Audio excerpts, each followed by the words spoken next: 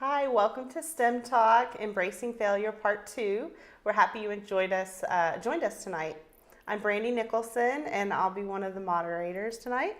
And I'm Terry Talley. Welcome, and we are glad that you're back for Part 2. Yeah, we're excited about it too. We can't stop talking about it in the office. That's just all we do. Well, and it seems like everywhere we go, this theme of failure is really kind of following us around. So we're going to talk to you guys tonight about some of the interesting things that Terry and I have got to see and hear over the last month. Before we do that, though, what I want to show you about is on STEMcoach.com, we put a companion piece to this series. And all that is it's looping right now to show you. You go to STEMtalk, and then at the bottom of the STEMtalk page, you scroll down.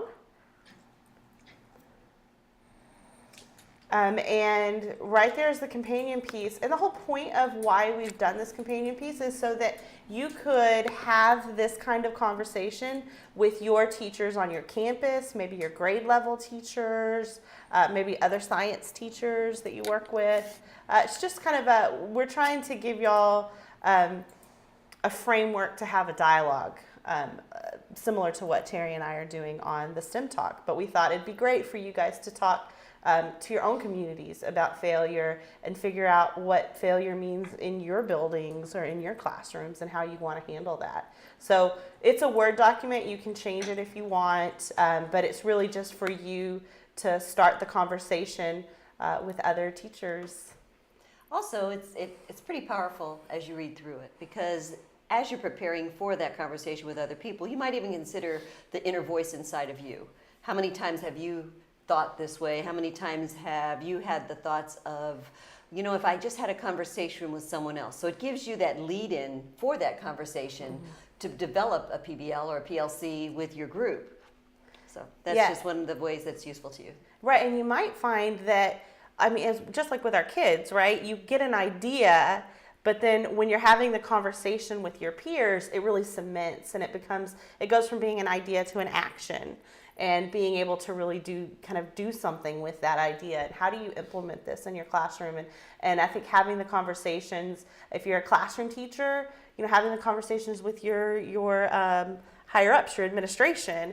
And if you're the administration, how do you get your teachers on board? This could be a great onboarding activity. Mm-hmm. And as you're talking to the administrators in your building, there are things that they can think about. There might be some things on the study guide that actually bring it home to them, that they embrace it not only just from your perspective, but it might even help them in their professionalism. Yeah, have something to reference. Absolutely. It's a conversation starter. I think it's really what we're going for, is how are we going to start this conversation? So that's really what it's for. We hope you guys use it. It's great to watch Terry and I talk, and we could talk about this stuff all day long. But our real goal is that you guys get talking. Talk with us on Facebook or Twitter. We're going to put our handles right down here somewhere while they're doing that. There's our Facebook handle, and I'm going to be watching it live tonight, so I'll be able to read what you put, hopefully. And there's our Twitter handle. And these are our new digs. Beautiful setup. Very nice. We're excited. Very homey in this new space. So we're excited to get started. What I want to start, and I'm going to ask Terry to start. Terry and I got to attend ASCD conference just yesterday. Yesterday is when we finished it. But an overarching theme in this conference, failure was talked about so much. And so I want Terry to kind of tell us everything. Well, some of the things that struck me is the keynote speaker was Sarah Lewis. Very powerful young lady who wrote the book called The Rise of Creativity, the Gift of Failure, and the Search for Mastery. And for me, the way she blended all of those together, that she looked at success, but she also defined it differently than mastery. And that she was addressing the gap between actually the success that is an event and mastery, which is actually a step and a pathway towards being capable and having a mastery level of expertise in a content area is those failures and how you pick yourself up from that failure and how do you learn from it and how do you reflect on it. It was so powerful that the conversation you and I have on a regular basis is about how we're going to address this, and then to have the keynote speaker talk about that specifically was pretty powerful. It was pretty exciting, and we weren't sitting near each other during that keynote, but the whole time I was thinking of Terry and the conversations we've had building up to this whole series of talks. And so I was super excited, everything she was saying. And the near misses, she kept talking about near misses and how true masters really see near misses. So they might be looking at an archer, for instance, trying to get the bull. They see the difference between an exact bullseye and maybe an inch off the bullseye. And then they're constantly reevaluating and figuring out how to get closer to the actual perfection. And she brought that in with the artist. And she was talking about artists who don't sign 90% of their paintings because they don't see it as perfect. And I think that's a great example of somebody who's on the track to mastery, and they understand that a success is just a checkpoint on the path to mastery. They're trying to be masters and masterful at what they do. And every time you hit a success milestone, you find out there's a million other things you could be doing better and continue to improve upon. So I thought that was super interesting. And I also liked the fact that when she talked about that success, she talked about it as a one-time deal. I like Stephen Covey's analogy that building the ladder is the process. And sometimes when you've got you spend all of your time developing the ladder, and when you look back and you see that maybe perhaps the ladder was against the wrong wall, that the path you took was not towards being able to continue in a way or expert role, but it was about just the accomplishment of building the ladder. So mastery is that expertise, just like you had referred to the archer, that an archer, when they do it often enough and they practice often enough, they get very successful at hitting the target. But the noise inside their head now is not about hitting the target. The noise is about the wind conditions, the environment that they're in, their competitors, how close the other people were. So by being able to develop an expertise in being an archer, it's not just about being accurate and hitting the mark. It's about all those other things that come into play as you're shooting the arrow. yeah, it was Sarah Lewis, The Rise. I cannot promote it enough. I was really inspired by her talk and by just the poise in which she said she was making her points.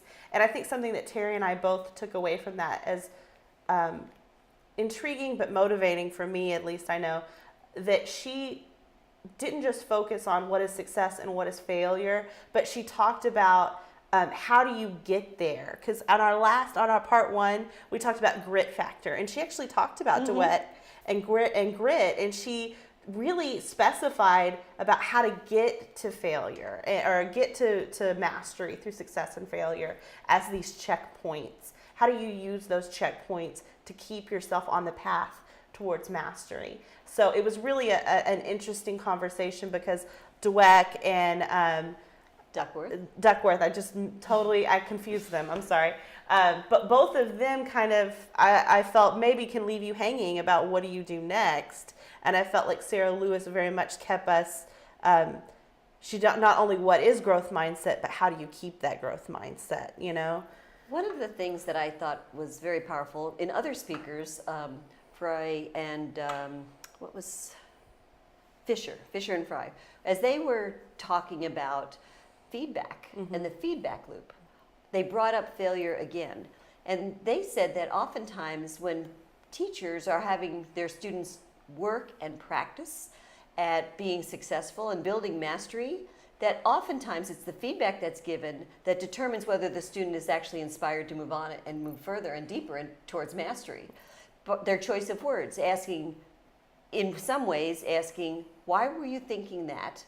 And how you say it to the students. Is it better in the feedback that you're giving them to ask them to reflect on their process, reflect on what was the stumbling block, what was it that caused you at this point to pause in your journey, consider what you've done, and what do I need to do next? So it's how a teacher asks those questions. How does a teacher guide through feedback the movement away from focusing on the failure and focusing on the gap between what do I know now, what am I successful and what have I mastered, and where do I want to go? So that a gap analysis on a regular basis is what actually leads to mastery. Yeah. So what do I know? What have I accomplished? What have I succeeded in the past doing? But then where do I go from here to be the best that I can be, or where my goal is set for myself? Absolutely. And that is, I think, a powerful conversation that we need to have with our classroom students, kind of in the right moment, knowing when to have that conversation, when you start seeing them hit those stumbling blocks. But also, I feel like we can have those conversations with our teachers and just within our profession of education, because that piece of reflection and why are you doing that and why has that created whatever outcome. I mean, I'm talking generally, but I feel like those are the kind of conversations we can have professionally, in our teams to really support a growth mindset and a mastery mindset in the teaching as a profession. So what I want to do, actually, I want to go to our first video. We don't have a ton of videos tonight. It's part one. We had a lot of videos. Tonight we actually only have 3 videos, and our first one is Sir Ken Robinson. And this is actually probably the most viewed TED Talk video. It's called Schools Kill Creativity. It's kind of controversial, so we're actually going to only watch a little part of it. But he makes a compelling point about why we need to nurture creativity in our schools. And when we're talking creativity, he's really talking about willingness to allow failure, because to be creative requires some point of failure. Just like we were talking about, engineering requires some point of failure. Creativity does too. And so we're going to watch that little section of his video. I had a great story recently, I love telling it, of a little girl who was in a drawing lesson. She was 6 and she was at the back drawing, and the teacher said this little girl hardly ever paid attention. And in this drawing lesson she did. And the teacher was fascinated. She went over to her and she said, "What are you drawing?" And the girl said, "I'm drawing a picture of God." And the teacher said, "But nobody knows what God looks like." And the girl said, "They will in a minute."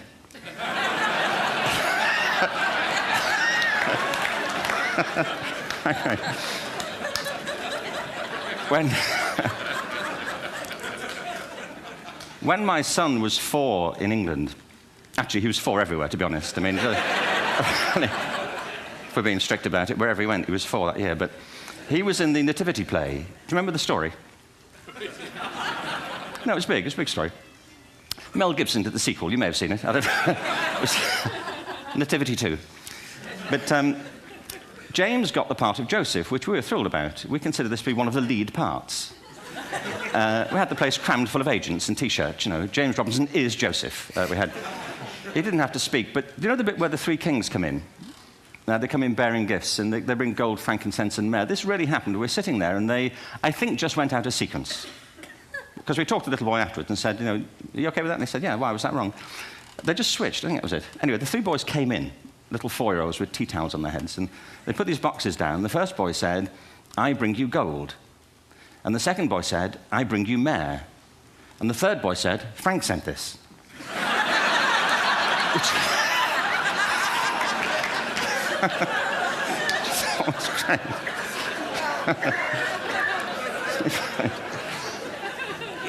What these things have in common, you see, is that kids will take a chance. If they don't know, they'll have a go. Am I right? They're not frightened of being wrong. Now, I don't mean to say that being wrong is the same thing as being creative. What we do know is, if you're not prepared to be wrong, you'll never come up with anything original. If you're not prepared to be wrong. And by the time they get to be adults, most kids have lost that capacity. They have become frightened of being wrong. And we run our companies this, by the way. We stigmatize mistakes. And we're now running national education systems where mistakes are the worst thing you can make. And the result is that we are educating people out of their creative capacities. Picasso once said this. He said that all children are born artists. The problem is to remain an artist as we grow up. I believe this passionately, that we don't grow into creativity, we grow out of it. Or rather, we get educated out of it. So that is a compelling question. How do we remain creative? How do we invite our students, even in high school, to be willing to make the mistake, be willing to put their thoughts out there, and be willing to hear the feedback from others about what they've said. Some of the things that Sarah had addressed is the fact that as the teacher, you have to put yourself into the mindset of a novice and consider, so what are the things going on in their head at this initial step of leaping forward into this abyss, not knowing whether they're going to be successful or not. Yeah, that's a great abyss, because it is for them. But kids are willing to jump. I think that's Ken Robinson's point, is that a child will jump more readily than an adult. Because they don't know the peer pressure, the social stigma associated with being wrong. It's the atmosphere we set in our classroom. It's the feeling that the people are on this journey with me towards my success that is going to allow that to happen. Does that happen? Well, this is actually, we have a Facebook comment or question, and it's from Amanda. Sorry, I'm not that great. Amanda something. Hi. She says, and I think what she says goes to exactly what you're asking and saying right now. She says, how am I going to support failure in my classroom when I have to pass tests and they're high stakes tests? And she says she's a secondary teacher. So I think that's why people or teachers are teaching out of failure, is because we're not on a mastery mindset. Right. We're on this success mindset. Success mindset, remember, like what Sarah Lewis said, success is a moment. Mastery is a path. And if you are going for a moment, that's the test, right? It's that moment that you take that test, opposed to the path of mastery.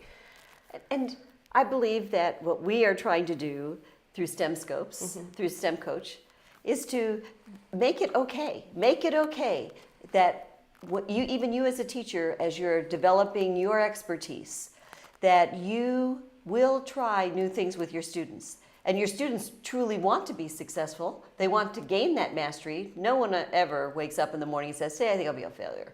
What they do is they know that that's inevitable and that will happen if they're going to succeed and they're going to move towards mastery. But what are those supports that you have in place for yourself, as well as those you have in place for your students? That's right. Because not everyone gets it the same way. Everyone has a different path. Yes. I think that's a great, because mastery looks different. The path to mastery is different for all learners, and that's the individuality of the human species, right?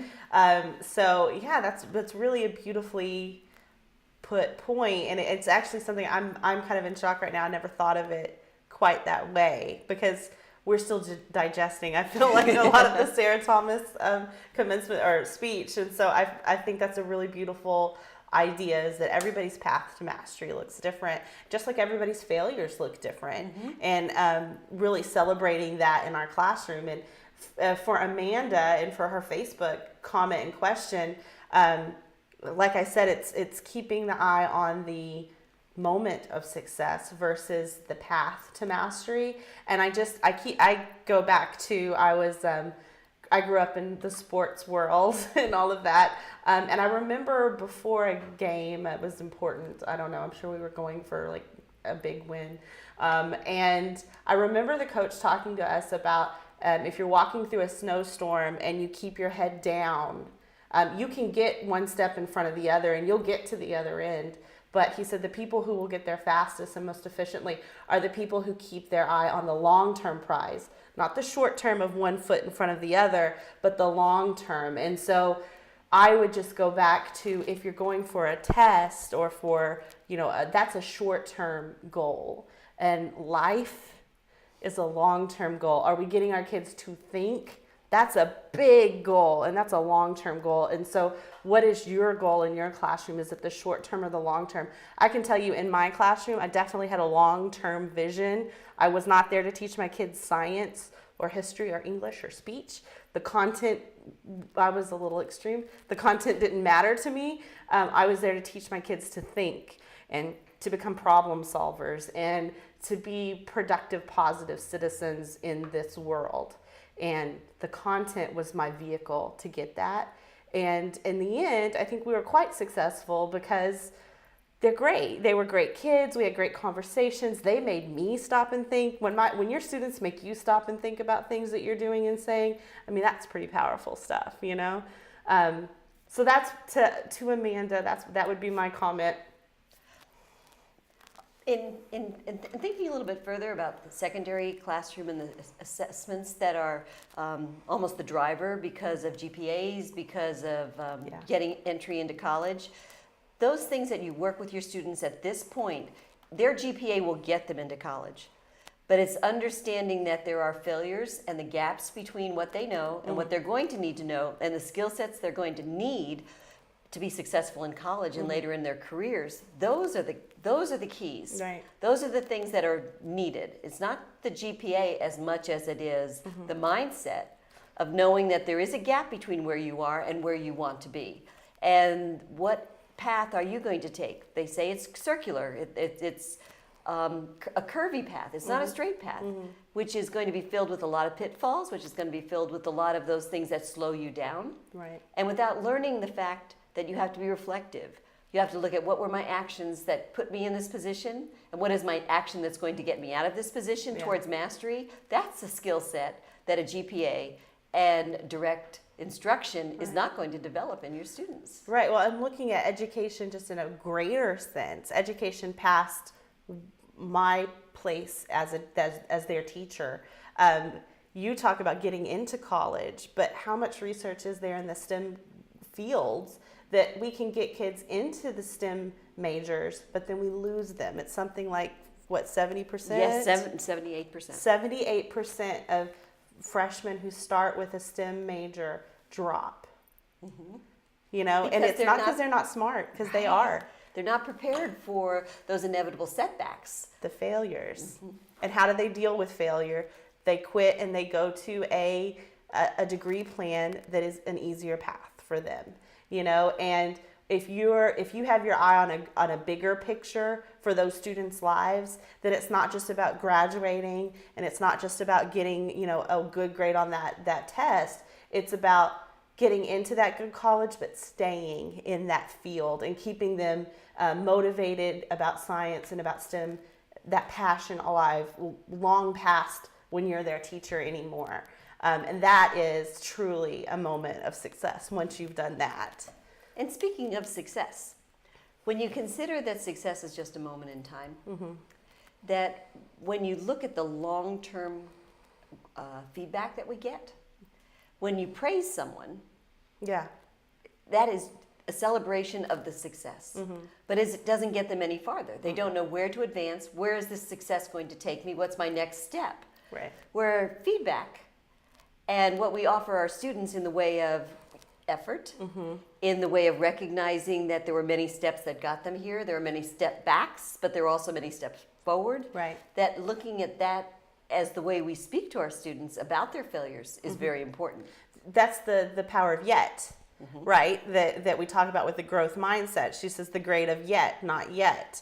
But I love what you're saying, because it's also once you've met it, so once you've hit success, that it's not over. It's not like, oh, met, move on. Right. It's no, now you're here and now you have all this way to go. So I love the thought of it's not just yet, but it's also continual forever to really great learners. We actually are going to watch another video by Sir Ken Robinson. And in this next speech, he talks, I've got to look at my notes, sorry. In the next speech, he talks about how we demoralize students in that moment of success, of failure. And he gives some really great examples of students who wouldn't let that get demoralized. And so how do we talk to our kids? I think that's what you were kind of hinting at. So how do we talk to our kids so that we don't stifle this next generation of inventors and artists and things that are coming? So enjoy this next video. If you find lots of people aggregated together who are dislocated from a sense of purpose, you end up with dysfunctional communities. I spoke at the TED conference a few years ago, and do you know that talk, by the way? Okay. Do you know that talk? If you don't know it, where have you been? No, but that talk, the TED Talk, has been downloaded 4 million times, which is fantastic. Except I thought it was fantastic till my son James showed me a 90-second video on YouTube of 2 kittens who seem to be talking to each other. And that's been downloaded 17 million times, so you have to keep a sense of proportion about these things, really. I distilled my 50-odd years of wisdom into this 20-minute talk. All I had to do was look cute for 90 seconds, and I'd have got away with it, really. But Al Gore gave the talk that became the movie Inconvenient Truth, arguing there's a crisis in the world's natural resources. There is. I believe it. I think if we don't believe it, we're not paying attention. But I think there's a larger crisis in the use of our personal resources, that most people never discover the thing they're good at. And the result is dysfunctional lives and dysfunctional communities. I call this the other climate crisis. I think there are 2. You may feel that one is enough. Honestly, I have one climate crisis, thank you, I'm good. But I think this is as large and as profound and with the same origins. Its origins lie deep in the mindsets of industrialism. And I believe in the intellectual ethos of the Enlightenment, which achieved a huge amount. But I believe it's dislocated us from some of our most important impulses as human beings. And you see the devastation this reaches everywhere. Here we are living in California. A couple of years ago, the state of California, according to the published figures, spent about $3.5 billion on the state university system. Not the whole system, the state system.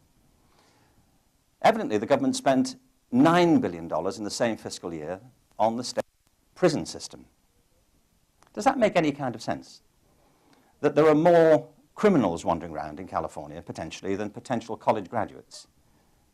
I know these 2 are not exclusive categories. I know there's a good bit of overlap between criminals and college graduates, but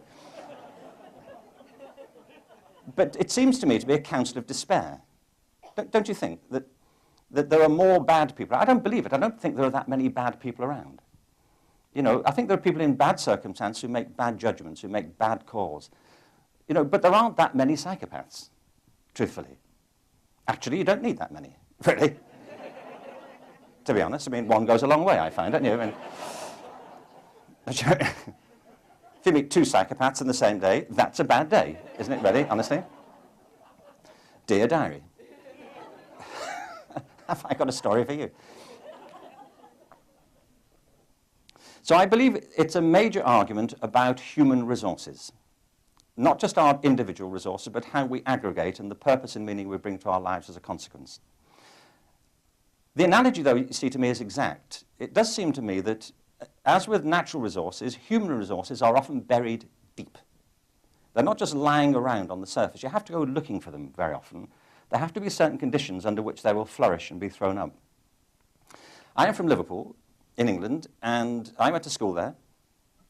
And across the city centre was another school, and one of the people there was Paul McCartney. And I helped a little bit with this school, and I received an honorary degree from the school, which was given to me by Paul McCartney. Or Paul.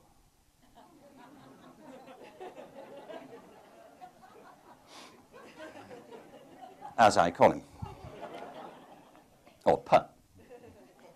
I sometimes don't call him anything. He just knows, there's a kind of bond. Anyway, I asked Paul McCartney if he enjoyed music at school. He said he hated music at school. Paul McCartney. He went through the whole of his education and nobody thought he had any musical talent whatever. He does, doesn't he? One of the other students in the same class was George Harrison, the lead guitarist of the popular music group, the Beatles.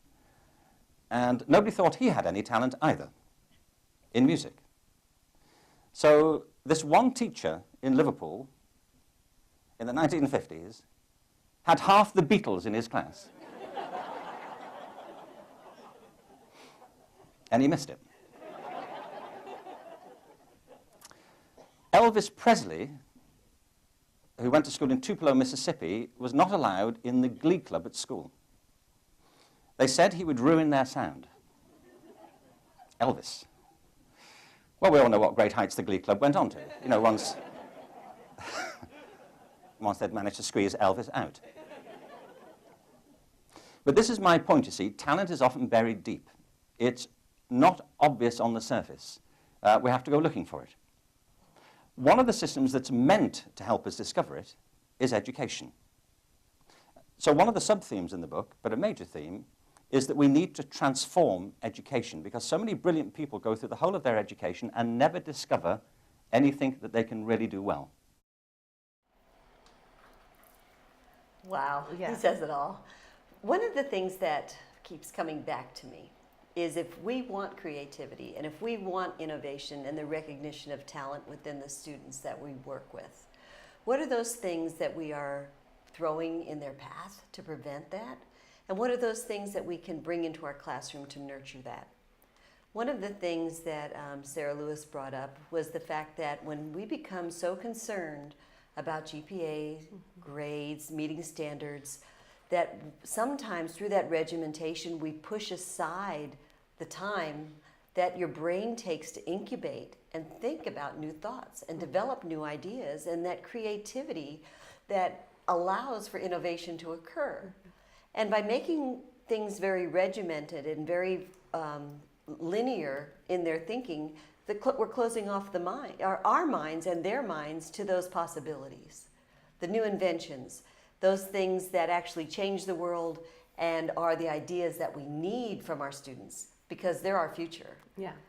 So what can we do to encourage play? What can we do to get that past that stumbling place where we feel like we've failed, that our ideas and our processes have stopped? Right, because I think that's kind of where Ken Robbins leaves us in that last video, which is that our educational system is supposed to be the place in which we nurture this in our students. And yet it seems that what we created is a place where that's kind of suppressed because you have to meet this grade or you have to pass this test. And so we've actually done the opposite of what our overarching goal in education is.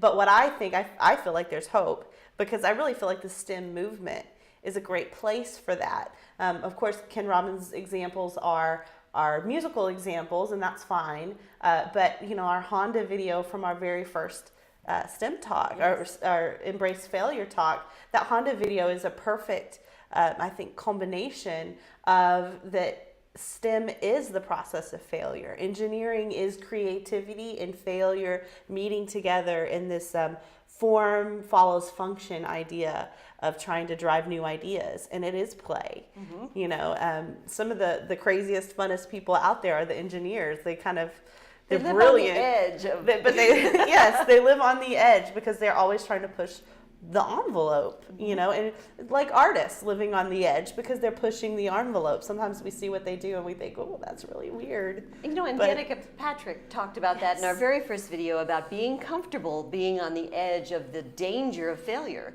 and getting comfortable enough that you can push yourself to the next level and make that leap. Knowing that you have it within yourself, that you know where you're heading, you haven't reached it yet, but you know that where you are is not good enough yet. Right. The not yet. Again, it comes back. Because, and this is something that Terry and I talk about, it's like once you reach that moment, let's say you reach that pinnacle. During that last video, Terry and I were kind of talking on the side, and I said it's a little bit like you get to the top of a mountain peak and you look out and you see that there's just a whole range of mountains beyond you that you never knew were there until you got to the top. So it is like that. Like you have to, it's a path. I think Sarah Lewis puts it perfectly when she says it's a path, not a moment. I know that you wanted to talk specifically about the personal journey and how that really, I don't want to synthesize, I'm going to let you talk about it, sorry. Some of the things that spoke specifically to me was the fact that innovation has to have some privacy. Innovation, as it's blossoming and incubating in your mind, as you're looking at where you are, reflecting back on where you've been and where you want to go, that if you introduce that idea too soon to the critics in your world, that perhaps that's going to stifle where you are, because there are so many social norms that are necessary for you to be comfortable in the world you're living in, that sometimes you'll abandon those really wonderful and fruitful, innovative ideas because you exposed it to the world too soon. So creativity and the moving forward in your path towards mastery sometimes has to be incubated in privacy, in the privacy of your own mind and your own thoughts, before you actually introduce it to the world and allow the world to critique it and to give you feedback on it. Right, but it's almost knowing when to do that. It's the art, I guess, of teaching, right? When do you give what information at what point? Because you want to have the feedback, so that, because synergy would say we working together create a bigger product, a better product than we would individually. But I think that the private mind is a really important idea, especially in the seedling phase. Yeah. Bring it back to science. The seed phase of an idea. So when do you nurture and do that in private, and not let criticisms derail you? And then the grit of sticking with it, so that you get it to the point where you are proud of what you're doing, and you know that you are building an expertise within yourself. But also, it's knowing when to let go. Right. If the number of failures that you have truly do not lead towards mastery, then perhaps maybe you do have your ladder up against the wrong wall. That's right. And you have to have that grit and self-assurance that I can let go. I can see that this is not going to get me where I need to go, so I need to take a step back and maybe take another path. And that's huge. That's a huge grit factor, to be able to change your perspective. And that's when we're talking about the nimble learner, the nimble thinker, the nimble mind, being able to switch around a lot. So, yeah, that is a huge goal in our students. I want my kids to be able to think and to realize when they're going down the wrong path, to have the fortitude, persistence. That's great. Persistence to change and go down what they can see as the right path, the correct path. Because not all of us are the Michael Jordans of the world who are just amazing. But even Michael Jordan had failure, and he still, you and I were talking about him before, how he still has a coach.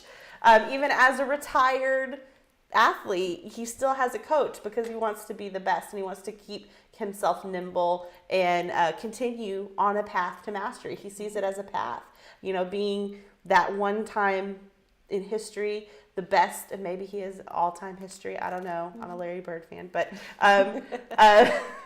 maybe he is the best of all time. But he realizes that his time frame in history in basketball was very short, but he's on a path to mastery. It's not about what he was in the 90s. And where he was in the 90s. Yeah. And where he was in the 2000 and where he is now are all different places. Yeah. And so he is constantly taking the feedback, and he's learning from it, and he's working towards the mastery of himself. What is it next that I want to be the very best at that I can be? Right, because just because you were the best at one point doesn't mean you are now, unless you keep yourself on that path.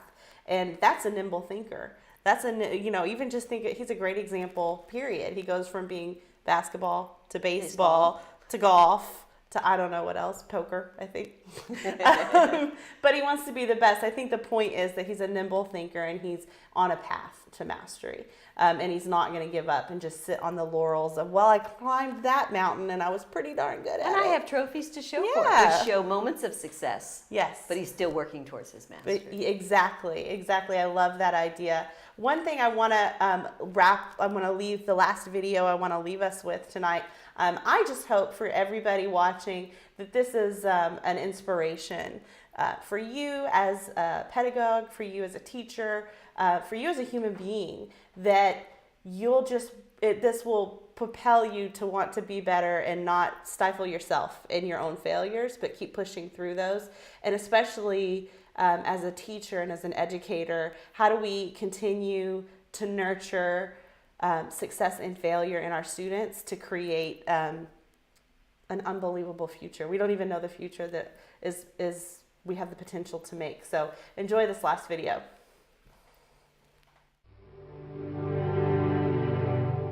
Here's to the crazy ones, the misfits, the rebels, the troublemakers, the round pegs in the square holes, the ones who see things differently. They're not fond of rules, and they have no respect for the status quo. You can quote them, disagree with them, glorify or vilify them. About the only thing you can't do is ignore them. Because they change things. They push the human race forward. And while some may see them as the crazy ones, we see genius. Because the people who are crazy enough to think they can change the world are the ones who do.